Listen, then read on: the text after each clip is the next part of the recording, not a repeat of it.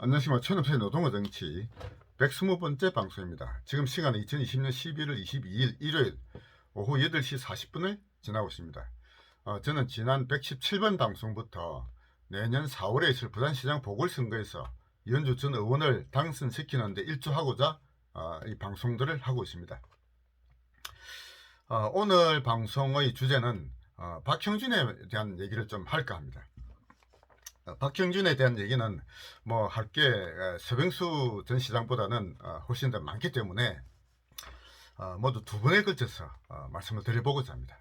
자, 오늘 말씀드리는 것은 우선 박형준이 만약에 그 우파의 국민의힘의 부산시장 후보로 공천이 된다면 본선에 나가서 아주 심각한 문제에 봉착하게 될 것이라고 생각합니다. 그 얘기는 뭐 제가 여러 사람으로부터 들은 얘기인데요. 여자 문제라고 합니다. 여자 문제가 오거돈의 뭐 성추행보다도 훨씬 더 심각한 문제가 있다. 이런 얘기를 제가 여러 사람으로부터 들었습니다. 그러나 그 구체적인 사실관계를 제가 확인해 보지는 못했기 때문에 어떤 얘기인지는 제가 말씀드리지는 않겠습니다. 그러나 만약에 그 박형준이 그렇게 그 국민의힘의 부산시 후보가 된다면 그 문제가 분명히 이 야권에서 제기될 것이고 그렇게 되면은 이 오거돈으로 인한 이 지금 이 부산시장 보궐선거에 그런 어떤 명분이 아주 심각하게 훼손될 것이다라고 생각하는 것입니다. 그러나 그 문제는 뭐 그 문제보다도 사실은 제가 생각하는 거는 뭐보다 더 다른 그 중요한 얘기들이 있다고 생각합니다. 그런 말씀들을 먼저 드려보도록 하겠습니다. 자, 첫째, 박형준은 지난 그 4.15 총선에서 우파가 참패를 했는데 대해서 결정적인 책임을 져야 될 인물 중에 한 명이다라고 보는 것이죠. 그러나 그 책임에 대해서 전혀 뭐 반성도 하지 않고 지금 다시 부산시장 후보로 나온다. 참으로 너무나 얼굴이 참 뻔뻔하고 철면피다 이런 생각을 합니다. 박형준이 그때 뭡니까 했던 역할이 처음에는 자유한국당의 혁신통합추진위원장을 맡았다가 그 다음에 미래통합당 공동선대위원장을 맡았지 않습니까? 그러면서 자기는 뭐 정치적인 어떤 거 나오지 않겠다고 했다가 나중에 슬쩍 그 미래통합당의 비례대표로 또 이렇게 또 슬쩍 원수를 집어넣었다가 그게 뭐 논란이 되는 바람에 또 다시 넣었죠. 이번에 다시 시장으로 나온다. 참으로 얼굴이 두껍고 뭐 염치가 없는 자다. 이런 생각을 합니다. 그러니까 이제 미래통합당의 참패 원인에 대해서 그 당시 저는 제 유튜브 방송을 뭐 시간이 나실 때 한번 제가 번호를 말씀드리겠습니다. 저는 지난 90번 방송 제가 방송한 날짜가 2020년 3월 24일에 제가 방송했습니다. 그때 제가 90번 방송 때 4.15 총선에서 우파가 저는 패배할 것이라고 예상했습니다. 그러니까 실제로 4.15 총선 되기 3주 전에 저는 이미 우파가 진다라고 저는 본 것이죠. 제가 그 당시 진다고 본 이유는 두 가지입니다. 첫째가 코로나 사태, 우한 코로나 사태를 이 현재 정부 여당이 너무나 참 잘 활용을 해서 우리 일반 국민들을 세뇌시키고 있다. 선전선동하고 있다. 그리고 아주 금권 선거를 분명히 할 것이다. 그런 어떤 그러니까 이제 정부 여당의 어떤 이게 공격 전략에 대해서 우리 그 뭡니까 우파 진영이 너무나 그 대책도 없이 그냥 당했다는 얘기죠. 그런 말씀을 하나 드렸고요. 그게 이제 우파가 참패하게 되는 하나의 원인이 될 것이다라고 제가 봤고, 또 하나의 원인은 우파의 분열에 있다라고 제가 보았습니다. 우파 진영이 분열을 하고 있는 모습을 보니까 이거 총선 뭐 분명히 패배할 수밖에 없다라고 제가 예측을 한 것입니다. 그 당시 우파 분열에 책임 있는 자 제가 세 사람을 들었습니다. 그때 첫째 황교안, 두 번째 전광훈, 세 번째 조원진 이렇게 세 명을 제가 들었던 것입니다. 거기서 가장 큰 책임 있는 자가 황교안이죠. 예. 그런데 황교안의 뒤에 누가 있었느냐? 그 박형준이가 있는 거죠. 그러니까 박형준은 황교안과 한 묶음으로 우파 분열에 책임을 진 다 책임을 져야 될 자고 더 이상 그 우파 정계에 나와서는 안 되는 인물이다라고 저는 보고 있습니다. 그런데 황교안은 뭐 지금 뭐 어디 갔는지 뭐 보이지 않습니다만 박형준은 다시 이렇게 또 뻔뻔하게 또 얼굴을 내밀고 있지 않습니까? 참 우리 우파의 자유우파 시민들 국민들 입장에서는 용서할 수 없는 인물이다라고 저는 보고 있습니다. 그 당시에 박형준이 했던 얘기 뭡니까? 그러니까 우리 일반 국민들의 바람과는 전혀 다른 통합의 방향으로 갔던 것입니다. 그러니까 우리 일반 국민들의 바람은 뭡니까? 그 당시 태극기 시민 세력이 박근혜 대통령 탄핵이 잘못됐다라는 것을 가지고 뭔가 우파 정치권에서 반성하고 참여하라 그런 요구들을 저희가 했습니다. 그러면서 우파 정치권과 시민 세력이 함께 힘을 합쳐가지고 이 정권을 심판하자 이런 방향으로 저희가 주장했는데요.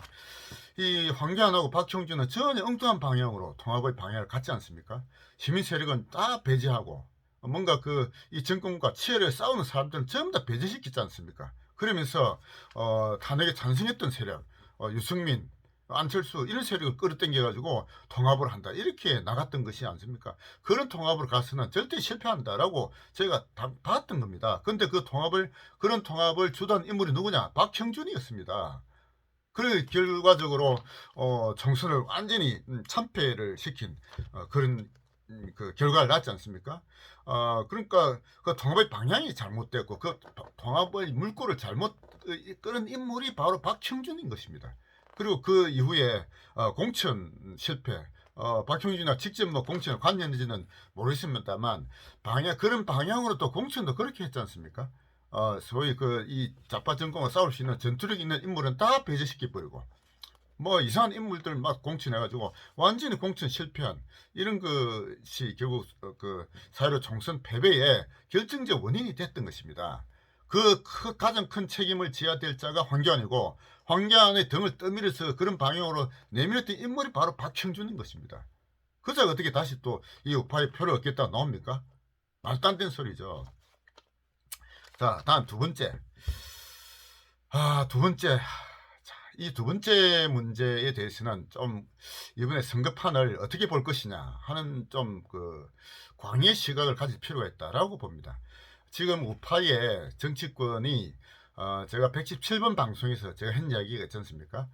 이번 내년 4월에 부산시장 보궐선거를 통해서 소위 우파 정치권의 주도 세력을 바꾸자 라고 저는 주장하고 있습니다.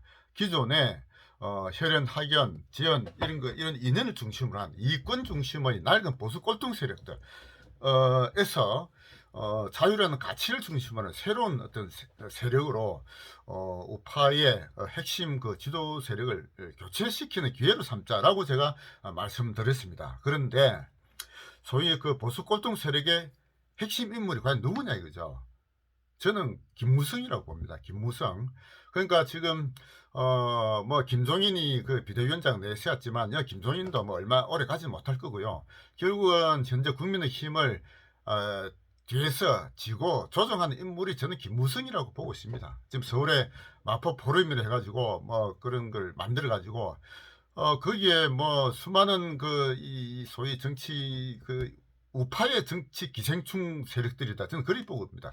그들이 지금 마포 포럼을 기웃거리고 있고, 뭐, 그게 뭐, 지금 김종인도 가고, 오만 인물들이 지금 가고 있다고 하는데, 거기서 지금 부산시장 선거, 서울시장 선거, 그리고 대선까지도 다 기획하고 조정을 지금 하고 있을 것이다. 저는 그렇게 보고 있습니다.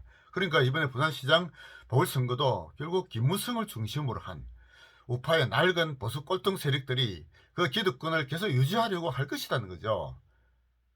그런데 그러니까 지금 김무성 누구죠? 지금 뭐 서병수, 이현주, 박형준 이 3빅 말고 또 좀 지지율이 좀 낮은 사람들 있지 않습니까? 이진복 뭐 또 유재종 뭐 이런 인물도 있는데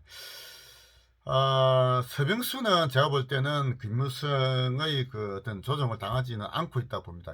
서병수는 나름대로 독자적인 그런 노선을 가지고 있다고 보고요. 그런데 나머지 인물들, 뭐 이진복이나 유재중이나 특히 이번에 박형준, 다 그 뒤에 김무성의 그림자가 저는 어른거리고 있다. 저는 그렇게 느끼고 있습니다.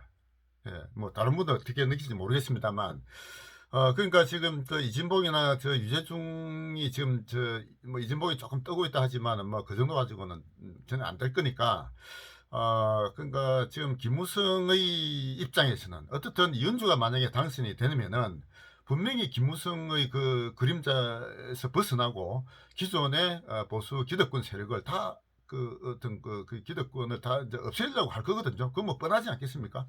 우리 일반 시민들이 바라는 것도 그거고요. 그런데 그 기득권을 놓지 않기 위해서는 연주가 당선되면 안 되는 거죠. 아마 김무성 쪽에서는 연주 당선을 막으려고 아마 여러 가지 어떤 그 수책을 저는 펼 것이라 봅니다. 그런데 이진복이나 유재중이 안 뜨니까 그 대안으로 내선 인물이 박형준이 아닌가, 저는 그런 느낌을 가지고 있습니다. 박형준 혼자서 무슨 능력이 있습니까? 예, 그러니까 정치권, 부산의 정치권에 사실상 뒤에서 조정하는 대부 노릇을 하는 인물이 김무성이지 않습니까? 김무성이 뒤에서 조정하고 있다, 저는 그렇게 느끼고 있는 것입니다. 저희 느낌이 뭐 잘못됐는지 그건 뭐 제가 잘 모르겠습니다만, 어쨌든 박형준의 뒤에는 김무성이 있다, 저는 그렇게 느끼고 있고요. 그래서 결국 박형준이가 다시 우파의 시장 후보가 돼가지고 부산시장이 된다? 그러면 기존의 낡은 정치 세력이 그대로 잔존하고 유지되는 것입니다. 박형준 본인은 뭡니까? 대표적인 폴리페스. 그러니까 정치권의 기웃거리는 교수라고 보죠. 좌파도 폴리페스가 많고 우파도 폴리페스들이 많습니다. 제발 그런 폴리페스도 이제 좀 들어가야 되는데, 박형준이가 우파의 대표적인 폴리페스인데 그 뒤에 누가 있느냐? 저는 김무성이 있다, 저는 그렇게 보고 있는 것입니다. 그래서 이번에 부산시장 선거는, 부산에서의 선거는 김무성과 이현주의 싸움이다, 저는 그렇게 보고 있습니다. 그래서 박형준의 뒤에는 김무성이가 있고 거기는 기존의 보수 기득권 세력들이 있다, 저는 그렇게 보고 있고요. 그가 만약에 우파의 시장 후보가 된다면 기존의 낡은 보수 꼴통 세력의 기득 세력을 틀을 전혀 벗어 던지지 못할 것이다. 뭔가 우파의 새로운 혁신과 변화의 바람이 불지 않는다 라고 저는 보는 것입니다. 그래서 우파 내에서 새로운 핵심 세력의 교체, 이게 필요한데 박형준이 되면은 그런 교체가 전혀 안 된다라고 저는 보는 것입니다.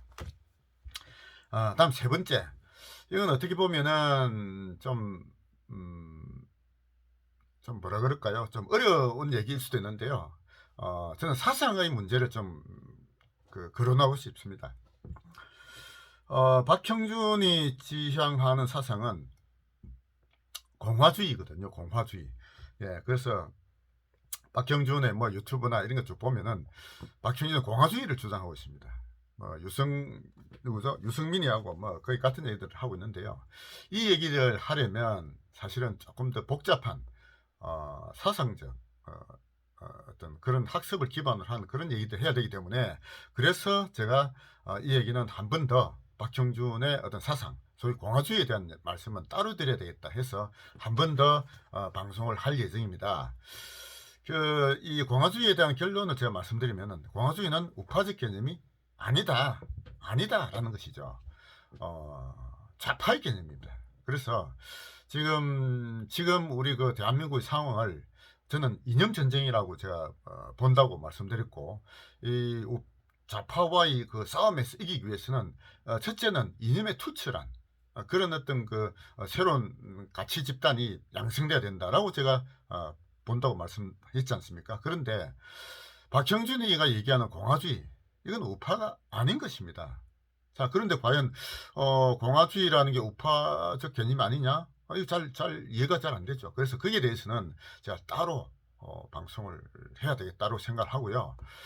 그러니까 지금 지난번에 유승민이도 공화주의를 내세우면서 유승민이가 박근혜 대통령과 각을 세우고, 우리나라는 민주공화국에 따라 헌법 제1조를 가지고 박근혜 대통령과 각을 세우면서 유승민이가 그 당시에 국회 대표 연설을 하면서 그 연설 내용을 보면은 다 좌파적 사고를 가졌던 거예요. 예, 그러니까 그 당시에 민주당의 의원들이 오히려 다 박수치고, 그러니까 유승민이가 하는 방식으로 가면은 좌파로 간다는 얘기예요. 소위 자유주의적인 이런 거 우파적 가치가 아니라는 얘기입니다. 지금 박형준에 이해하는 공화주의도 역시 마찬가지 개념입니다. 그래서 지금 뭡니까 이번에 국민의힘당에서 경선 룰을 발표하지 않았습니까? 첫 번째 예비 경선, 다음에 본 경선 두 번을 했는데, 예비 경선에서 당원은 전혀 투표권이 없이 100% 국민 투표 경선하겠다 1번 이렇게 했지 않습니까? 저는 이 경선 룰을 그렇게 만든 것도 그 뒤에 김무성의 그림자가 저는 기웃거린다. 저는 그렇게 느끼고 있습니다. 그러니까 100% 국민 경선한다. 이건 뭔 얘기입니까? 소위 좌파나 중도파의 표심도 반영하겠다는 거지 않습니까? 우파의 대표 주자를 내세워야 되는 마당에 어떻게 좌파와 중도파, 뭐 부산만 해도 지금 소위 저 민주당 지지하는 사람이 한 30 몇 프로 나온다 하지 않습니까? 중도파까지 포함하면 어떻게 더 많이 나올지도 모르죠. 그런 좌파 중도파가 역선택할 가능성이 저는 매우 높다 봅니다. 그게 누구냐? 그게 박형준이다, 그죠? 예. 그래서 박형준이가 당선되면은 우파의 핵심 가치가 훼손된다. 그런 관점에서 아주 심각한 문제다라고 생각합니다. 그런데 그런 공화주의가 과연 무슨 문제냐? 이거 한번 따져봐야죠. 예, 그래서 이 얘기는 이번 방송에서 하기는 또 시간이 많이 걸리고 좀 뭡니까 이념적인 가치의 학습을 해야 되는 그런 문제이기 때문에 이건 다음 방송에서 말씀드리도록 하겠습니다. 감사합니다.